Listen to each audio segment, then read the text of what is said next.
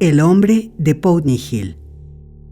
Aquella noche la pasé en la hostería que se hallaba en lo alto de Putney Hill, y por primera vez desde mi huida a Leatherhead dormí en una cama.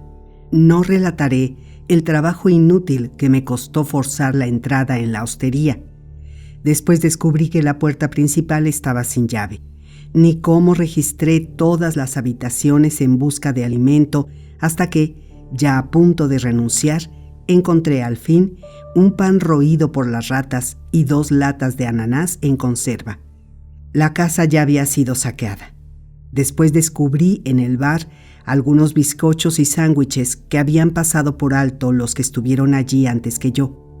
Los sándwiches no pude comerlos, pero los bizcochos estaban buenos e hice una abundante provisión de ellos.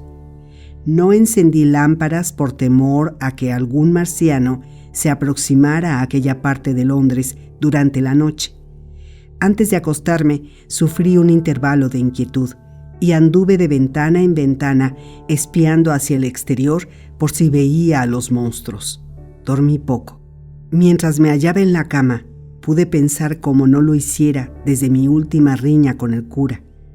Desde entonces hasta ese momento, mi condición mental había sido una rápida sucesión de vagos estados emocionales o una especie de estúpida negación de la inteligencia.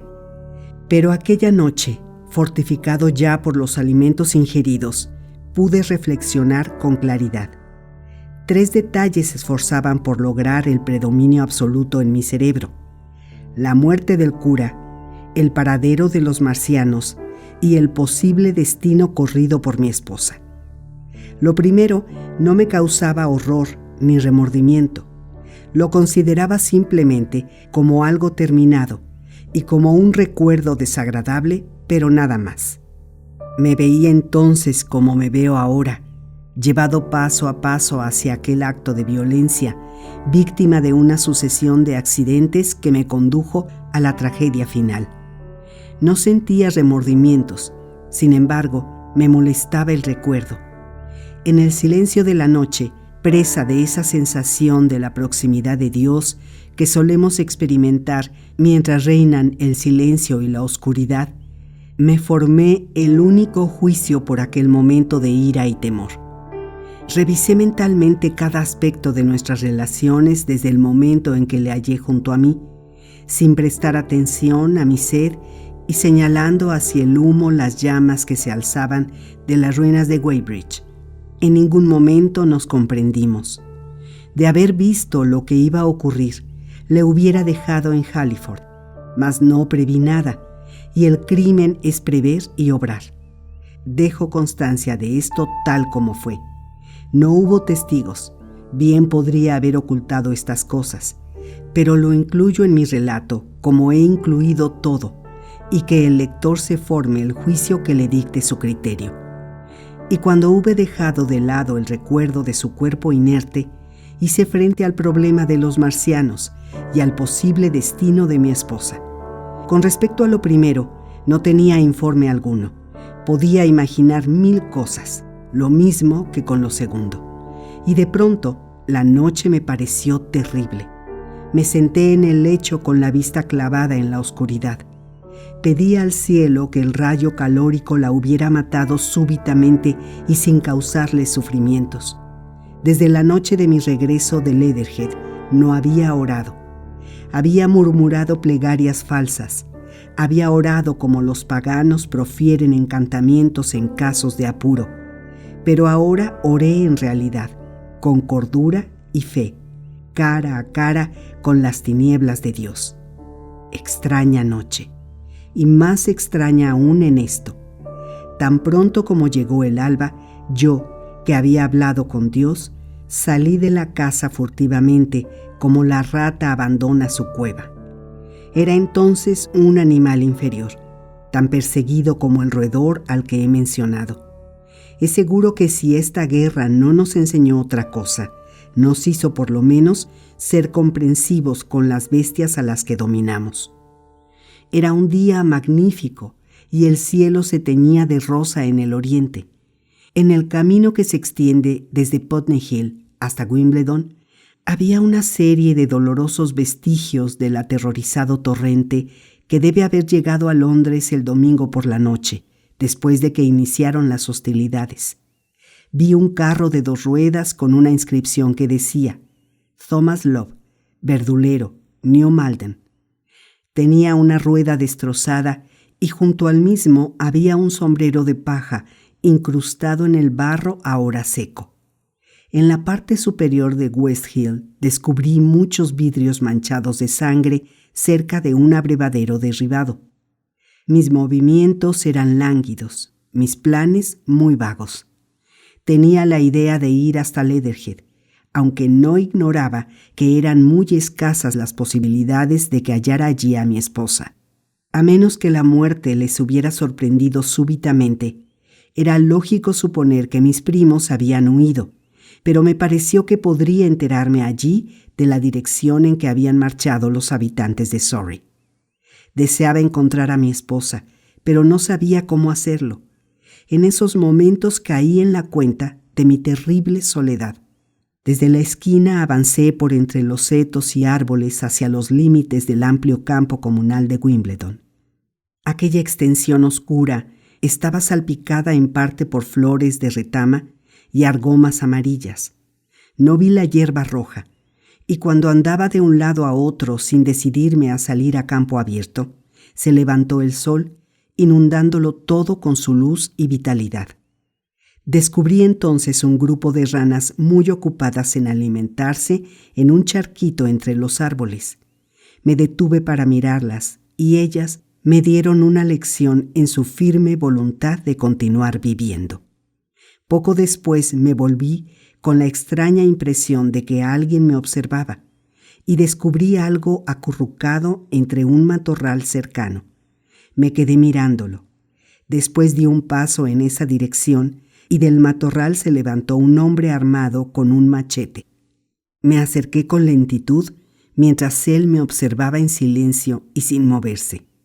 Al avanzar me di cuenta de que vestía ropas tan sucias como las mías. En verdad, daba la impresión de haberse arrastrado por las zanjas del camino.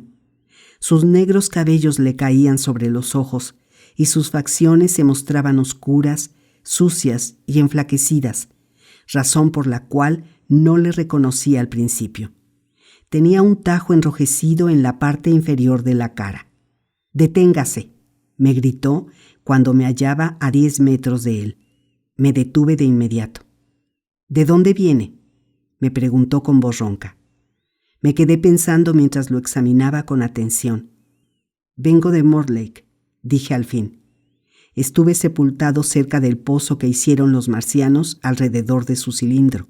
Logré salir y he escapado. «Por aquí no hay alimentos», manifestó. «Esta región es mía, toda esta colina hacia el río y por atrás hasta Clapham y el borde del campo comunal. Hay comida para uno solo. ¿Hacia dónde va?». «No sé», le respondí con lentitud.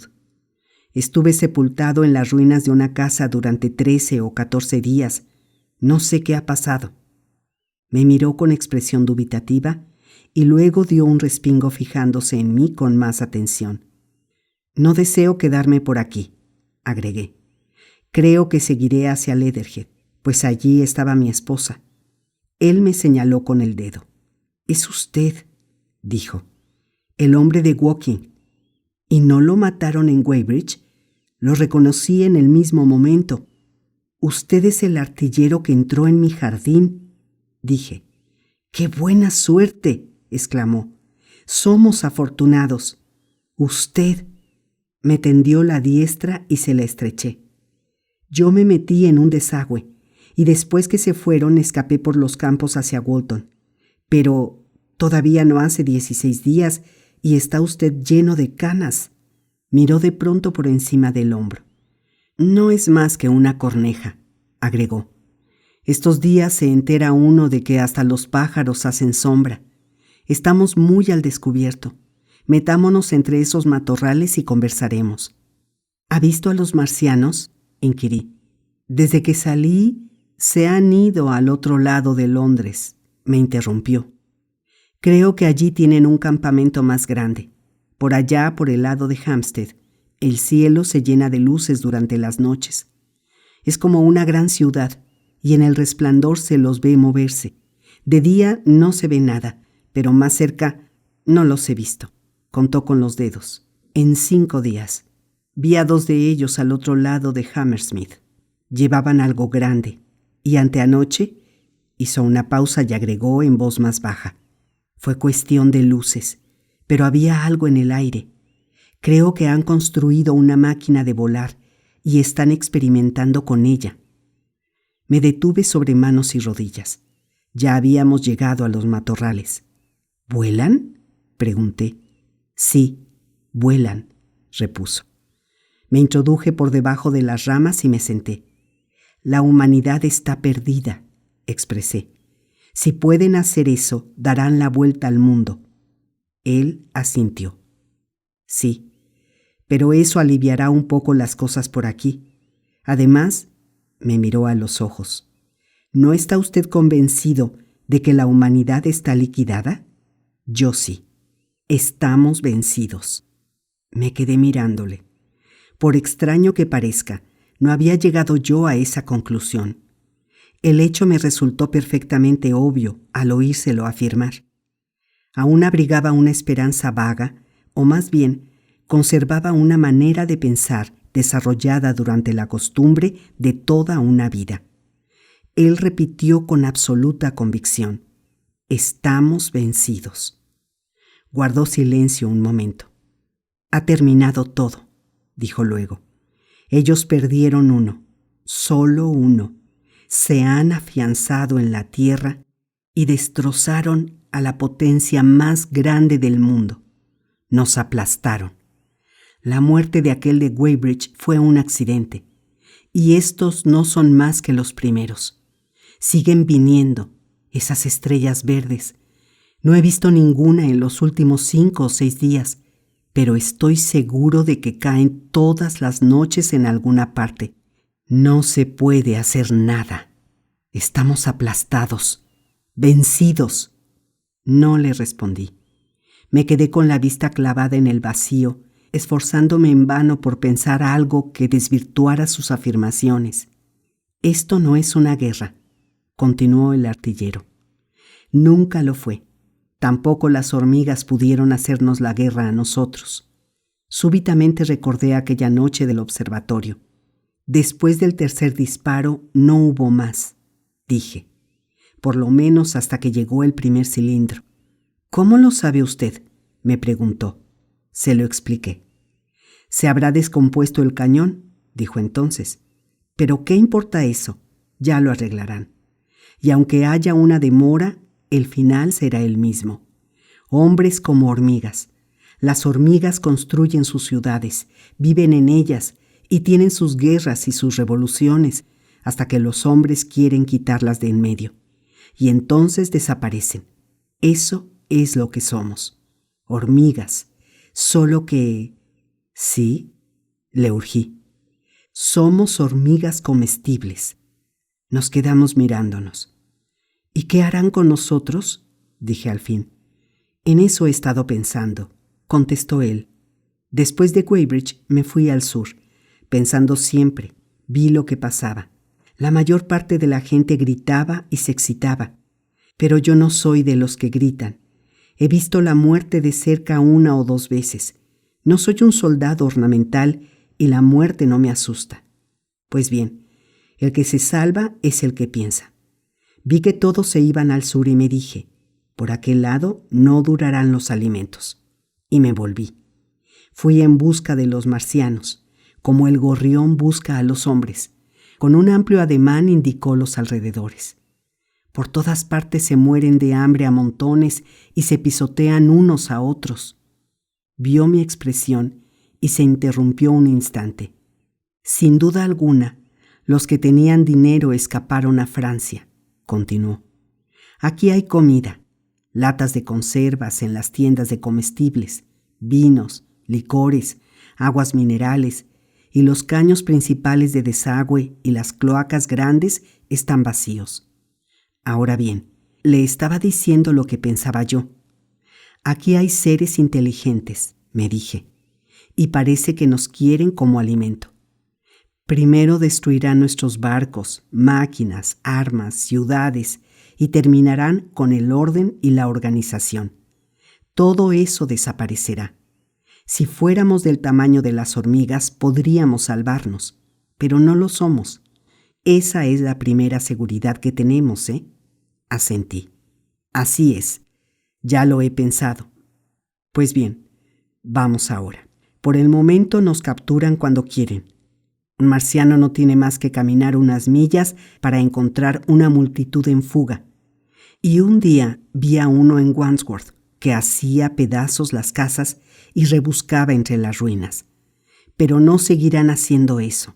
Tan pronto como hayan terminado con nuestras armas y barcos, destruido nuestros ferrocarriles y finalizado las cosas que están haciendo aquí, comenzarán a cazarnos de manera sistemática, eligiendo a los mejores y guardándonos en jaulas. Eso es lo que harán después de un tiempo. Dios, todavía no han empezado con nosotros. ¿No se da cuenta? ¿No han empezado?, exclamé. No.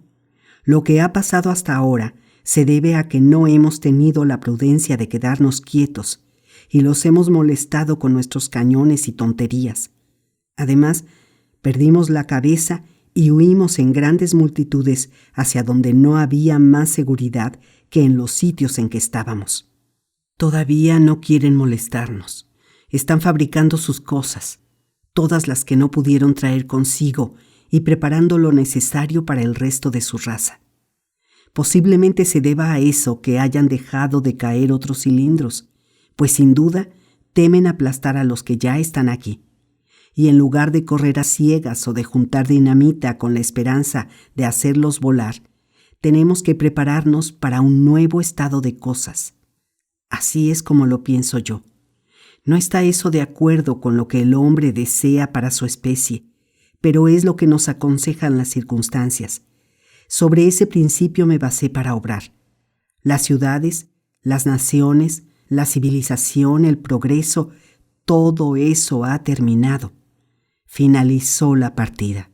Estamos vencidos. Pero, si es así, dije, ¿para qué hemos de seguir viviendo? El artillero me miró con fijeza durante un momento y dijo, no habrá más conciertos hasta dentro de 1 millón o más de años. No habrá una academia real de artes ni restaurantes de lujo. Si son diversiones lo que le interesan, puede olvidarse de ellas. Si tiene modales delicados o le desagrada comer las arvejas con el cuchillo o pronunciar malas palabras, le conviene dejar de lado esos reparos. Ya no servirán de nada. ¿Quiere decir? Comencé a preguntar. Quiero decir que los hombres como yo son los que seguirán viviendo, para que no se pierda la raza. Le digo que estoy firmemente dispuesto a vivir. Y si no me equivoco, usted también demostrará lo que vale y será como yo. No vamos a permitir que nos exterminen. Y tampoco pienso dejar que me capturen, me domestiquen y me engorden como a un cerdo o a una vaca. Esos malditos bichos que se arrastran. ¿No querrá decir que, sí, yo viviré bajo sus pies? Ya lo tengo proyectado a la perfección. Estamos vencidos, no sabemos lo suficiente. Debemos aprender para lograr otra oportunidad de triunfar. Y tenemos que vivir y mantenernos independientes mientras aprendemos. ¿Comprende? Eso es lo que ha de hacerse. Lo miré con fijeza, lleno de asombro y profundamente conmovido por su resolución. «Dios mío», exclamé, «es usted todo un hombre». Acto seguido le estreché la mano. «¿Eh?», dijo él con los ojos relucientes. «Lo pensé bien, ¿eh?». «Pues bien», prosiguió, «los que no quieran ser atrapados deben prepararse. Y ya lo he hecho. Eso sí, no todos nosotros tenemos lo que se necesita para ser bestias salvajes, y eso es lo que hemos de ser. Por eso le estuve observando. Tuve mis dudas al verle tan delgado. Claro que no sabía que era usted ni que había estado sepultado. Todos estos, los que vivían en estas casas, y todos los condenados dependientes de comercio que vivían por allá, no sirven, no tienen coraje, no sueñan ni ansían nada, y el que no tiene esas cosas no vale un ardite. Todos ellos solían salir corriendo para el trabajo. He visto centenares de ellos, con el desayuno en la mano, correr para tomar su tren por temor de llegar tarde al trabajo y perder el empleo. Se dedicaban a negocios que nunca quisieron entender. Volvían corriendo a sus casas por temor de no llegar a tiempo para la cena. Se quedaban en sus hogares después de comer por temor a la oscuridad de las calles. Y dormían con sus esposas no porque las quisieran, sino porque ellas tenían un poco de dinero que les brindaba algo de seguridad en sus miserables vidas. Vidas aseguradas por temor a la muerte y a los accidentes, y los domingos el miedo al más allá. Como si el infierno quisiera conejos. Pues bien, los marcianos serán una bendición para ellos. Bonitas jaulas, bien aireadas, alimentos de primera, nada de preocupaciones.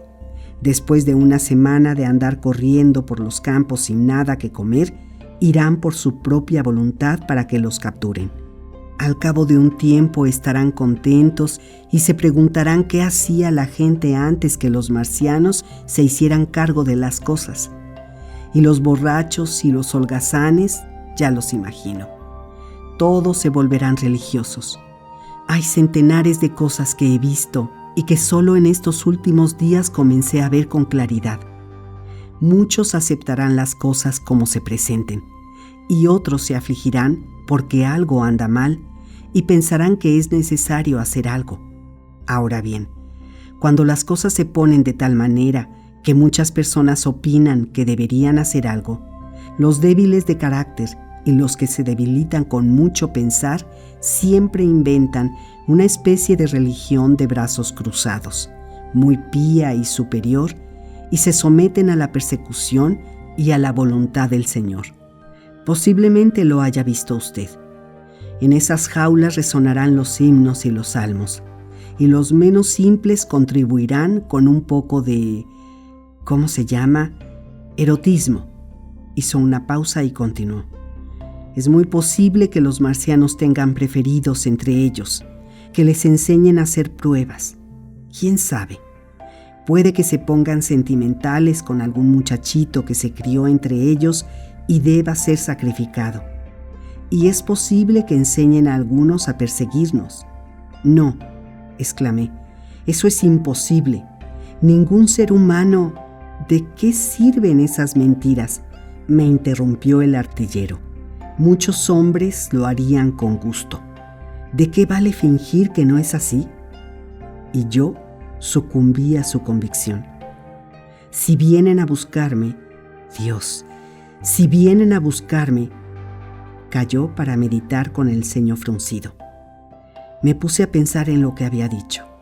No encontré argumentos para oponer a sus afirmaciones.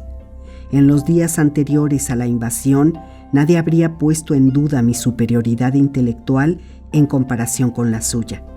Yo, un conocido escritor de temas filosóficos, y él, un soldado común. Y sin embargo, él ya había delineado una situación que yo no alcanzaba a comprender del todo. ¿Qué hace usted?, pregunté al poco. ¿Qué planes tiene?, vaciló un momento antes de contestar. Verá usted, dijo al fin. ¿Qué tenemos que hacer? Tenemos que inventar una clase de vida en la que los hombres puedan medrar y multiplicarse y estén seguros de poder criar a sus hijos. Sí, espere un momento y le aclararé lo que pienso que puede hacerse. Los mansos desaparecerán como las bestias mansas. En pocas generaciones serán gordos, estarán bien cuidados y servirán de alimento a los marcianos. El riesgo está en que los que sigamos sueltos nos volvamos salvajes y degeneremos para convertirnos en una especie de raza feroz. Verá usted, pienso vivir bajo tierra. He elegido las cloacas y los desagües. Claro que los que no los conocen creen que son algo terrible, pero debajo de Londres hay miles y miles de conductos, y en unos cuantos días de lluvia, estando la ciudad desocupada, quedarán perfectamente limpios. Los caños principales son lo bastante grandes y aireados para vivir. Además, están los sótanos, las bóvedas de los bancos y de las tiendas, y desde ellos se pueden abrir pasajes hasta los caños. Y los túneles del ferrocarril y los del tren subterráneo, ¿Comprende? Formaremos una banda de hombres fuertes e inteligentes. No aceptaremos a cualquiera que quiera unírsenos. A los débiles los rechazaremos. ¿Cómo pensaba hacer conmigo? Bueno, por lo menos parlamenté con usted, ¿no? No discutiremos el punto. Prosiga, le dije. Los que estén con nosotros deberán obedecer órdenes. También tendremos mujeres sanas y fuertes, madres y maestras. Nada de damas delicadas y estúpidas. No queremos débiles y tontos. La vida vuelve a ser vida verdadera, y los inútiles y torpes deben desaparecer. Deberían estar dispuestos a morir. Al fin y al cabo, sería desleal que siguieran viviendo para contaminar la raza. Por otra parte, no podrían ser felices. Nos reuniremos en todos esos lugares. Nuestro distrito será Londres. Y hasta podremos mantener una guarida y andar al descubierto cuando se alejen los marcianos. Es posible que hasta podamos jugar al cricket. Así salvaremos la raza, ¿No es posible? Pero eso de salvar la raza no es nada. Como le dije, así seremos ratas solamente. Lo importante es que salvemos nuestros conocimientos y los aumentemos. En eso intervendrán los hombres como usted. Hay libros, modelos. Debemos hacer depósitos bien profundos y obtener todos los libros que podamos. Nada de novelas y estúpidas poesías, sino libros de ideas y de ciencia. Iremos al Museo Británico a recoger esos volúmenes. En especial, tendremos que conservar nuestra ciencia y aprender más. Debemos observar a los marcianos. Algunos de nosotros iremos como espías.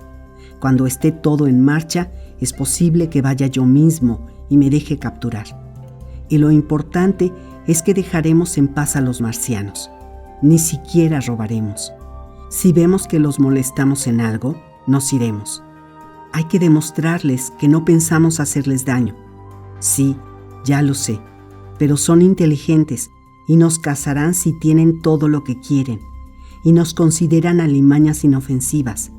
El artillero hizo una pausa y puso una mano sobre mi brazo. Al fin y al cabo, quizá no sea tanto lo que tengamos que aprender antes de... Imagínese esto: 4 o 5 de sus máquinas de guerra se apartan de pronto. Rayos calóricos a derecha e izquierda, y ni un marciano que los maneje. Ni un marciano, sino hombres. Hombres que han aprendido a hacerlo. Quizás sea en mi tiempo. Qué agradable sería tener una de esas máquinas y su rayo calórico. Qué magnífico controlar eso. ¿Qué importaría que nos hicieran pedazos? Al fin, si se pudiera liquidar a unos cuantos así, entonces sí que abrirían los ojos esos marcianos. ¿No se lo imagina usted? ¿No los ve ya arrastrándose trabajosamente hacia sus otros aparatos? En todos ellos se encontrarían algo descompuesto. Y mientras estuvieran arreglando los desperfectos, ¡paf!, llega el rayo calórico y el hombre vuelve a recobrar lo suyo. Durante un rato dominó por completo mi mente la audacia imaginativa del individuo y el tono de coraje y seguridad con que hablaba. Creí sin ninguna vacilación en su profecía del destino humano y en la posibilidad de llevar a cabo su asombroso plan, y el lector que me considere susceptible y tonto debe contrastar su posición, pensar en el tema poniéndose en mi lugar e imaginarse a sí mismo como me hallaba yo en aquellos momentos, acurrucado entre los matorrales y lleno de aprensión.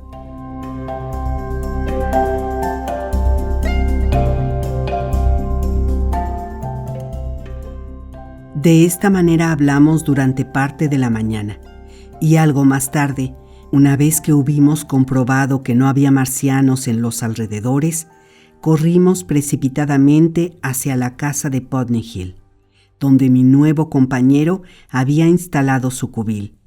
Era el sótano del carbón, y cuando vi el trabajo que llevara a cabo en una semana, un túnel de solo 10 metros de largo con el que pensaba llegar hasta la cloaca principal de Putney Hill, tuve mi primera sospecha sobre el abismo que había entre sus sueños y su capacidad para llevarlos a cabo.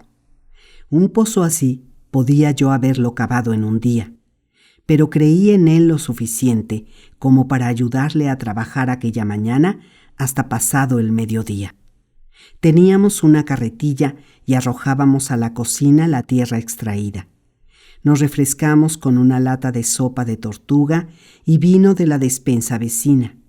En esta labor encontré el curioso alivio de la impresión que me embargaba al encontrarme en un mundo tan extraño. Mientras trabajábamos, reflexioné largamente sobre sus proyectos y, al fin, comenzaron a presentarse objeciones y dudas, pero seguí cavando allí toda la mañana, pues me alegraba tener de nuevo algo definido que hacer. Al cabo de una hora, comencé a pensar en la distancia que debíamos cavar antes de llegar a la cloaca y en la posibilidad que teníamos de no dar con ella. Mi objeción primera fue que tuviéramos que cavar un túnel tan largo cuando era posible entrar en la cloaca de inmediato por una de las tomas de la calle y excavar desde ella hacia la casa. También me pareció que mi amigo había elegido mal la casa y que requería un túnel demasiado largo. Y cuando empezaba a hacerme cargo de estos detalles, el artillero dejó la pala y me miró. «Estamos trabajando bien», dijo. «Dejémoslo por un rato. Creo que ya es hora de ir a explorar los alrededores desde el techo». Yo era partidario de continuar, y tras ligera vacilación, él tomó de nuevo la pala. De pronto se me ocurrió una idea e interrumpí mi labor. Él me imitó de inmediato. «¿Por qué andaba caminando por el campo comunal en vez de estar aquí?», le pregunté. «Estaba tomando aire», repuso. «Ya volvía. Es menos peligroso de noche». «Pero, ¿y el trabajo? Uno no puede trabajar siempre», dijo. De inmediato lo vi tal cual era. Él titubeó un instante con la pala en la mano. «Ahora deberíamos hacer un reconocimiento desde arriba, pues si se acerca alguno de ellos, podría oír el ruido y tomarnos de sorpresa», manifestó. Yo no me sentí dispuesto a objetar. Juntos fuimos al techo y nos paramos sobre una escalera para espiar desde la puerta de la azotea. No se veía marciano alguno, y nos aventuramos a salir. Desde el parapeto no podíamos ver casi nada de Putney, debido a los matorrales, pero dominábamos el río, que era una masa de hierba roja, y las partes más bajas de Lambeth, completamente inundadas. La enredadera marciana subía por los árboles cercanos al viejo palacio, y las ramas muertas sobresalían por entre los rojos racimos. Resultaba extraño ver cuán por entero dependían del agua aquellas plantas para propagarse.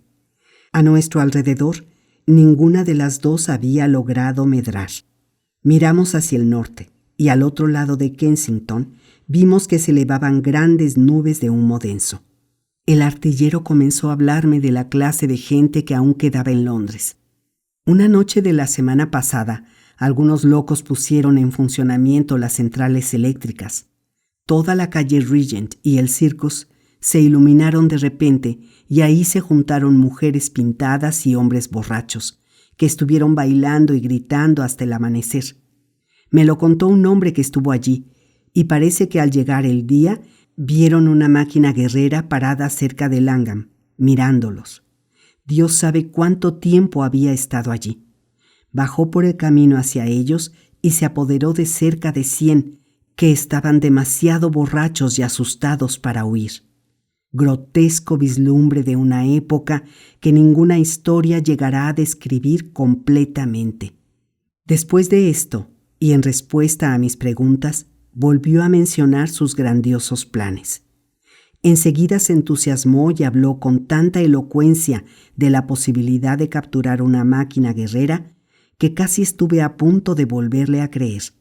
Pero ahora, que ya comenzaba a entender su carácter, comprendí por qué insistía en que no se hiciera nada precipitadamente. Y noté que ahora no era cuestión de que fuera él en persona quien capturase o hiciera frente a la máquina. Al cabo de un rato bajamos al sótano. Ninguno de los dos estaba dispuesto a continuar el trabajo, y cuando él sugirió que comiéramos, acepté de buen grado. Mi compañero se tornó de pronto muy generoso, y cuando hubimos comido se fue y volvió poco después trayendo unos cigarros excelentes. Los encendimos y su optimismo llegó al punto culminante. Se sentía inclinado a considerar mi llegada como algo extraordinario. «Hay champaña en el sótano», dijo. «Podremos cavar mejor si seguimos tomando este vino», repuse. «No, hoy soy el anfitrión. Tomaremos champaña». «Dios santo, bastante grande es la tarea que nos espera. Descansemos y cobremos fuerza mientras podamos. Mire las ampollas que tengo en las manos». Y continuando la idea de tomarnos un día de descanso, jugamos a las cartas después de la comida. Me enseñó a jugar euchre y después de dividir a Londres entre ambos, quedándome yo con la parte norte y él con la del sur, nos disputamos las distintas parroquias. Por grotesco y alocado que parezca esto al sobrio lector, es la pura verdad. Y lo más extraordinario es que el juego me resultó en extremo interesante. Cuán extraña es la mente del hombre, estando nuestra especie al borde de la muerte o de la peor de las degradaciones, sin perspectiva clara ante nosotros, salvo la de una muerte espantosa, pudimos estar allí, sentados, siguiendo los caprichos de los cartones pintados y jugando con gran entusiasmo. Después me enseñó a jugar al póker y le gané luego 3 partidas de ajedrez. Al llegar la noche estábamos tan interesados que decidimos correr el riesgo de encender una lámpara. Cenamos al cabo de una serie interminable de partidas y el artillero terminó con la champaña. Continuamos fumando los cigarros. Él no era ya el enérgico regenerador de su especie que encontrara yo en la mañana. Seguía mostrándose optimista, mas era el suyo un optimismo más reflexivo y menos dinámico. Recuerdo que terminó con un brindis a mi salud, expresando en un discurso de poca variedad y muchos balbuceos. Tomé entonces un cigarro y subí para ver las luces de que me había hablado, las que según él brillaban con matices verdosos a lo largo de las colinas Highgate. Al principio miré hacia el Valle de Londres con cierta sorpresa. Las colinas del norte estaban envueltas en la mayor oscuridad. Los fuegos próximos a Kensington relucían con reflejos rojizos y de cuando en cuando se elevaba una llamarada de color naranja que terminaba por perderse en el azul oscuro del cielo. Todo el resto de Londres estaba en tinieblas. Luego, algo más cerca, percibí una luz extraña, un resplandor fosforescente de color violeta pálido que titilaba ante los impulsos de la brisa. Por un momento no pude identificarlo y después comprendí que debía ser la hierba roja la que lo causaba. Al darme cuenta de esto, se despertó en mí de nuevo el sentido de la proporción. Miré entonces hacia Marte, que brillaba en occidente, y me volví luego para contemplar largamente las tinieblas donde se hallaban Hampstead y Highgate. Mucho tiempo estuve sobre la azotea pensando en los grotescos cambios que viera en ese día. Recordé mis estados mentales desde la plegaria de la medianoche hasta las estúpidas partidas de naipes. Experimenté entonces una repugnancia súbita y recuerdo que arrojé el cigarro con cierto simbolismo derrochador. Comprendí enseguida la exageración de mi locura. Era un traidor para mi esposa y para mi raza. Me sentí lleno de remordimientos. Tomé entonces la resolución de dejar al extraño e indisciplinado soñador de grandes cosas a solas con su bebida y alimentos y entrar en Londres. Me pareció que allí tendría más posibilidades de enterarme de lo que hacían los marcianos y mis semejantes. Todavía me hallaba en la azotea cuando se elevó la luna en el cielo.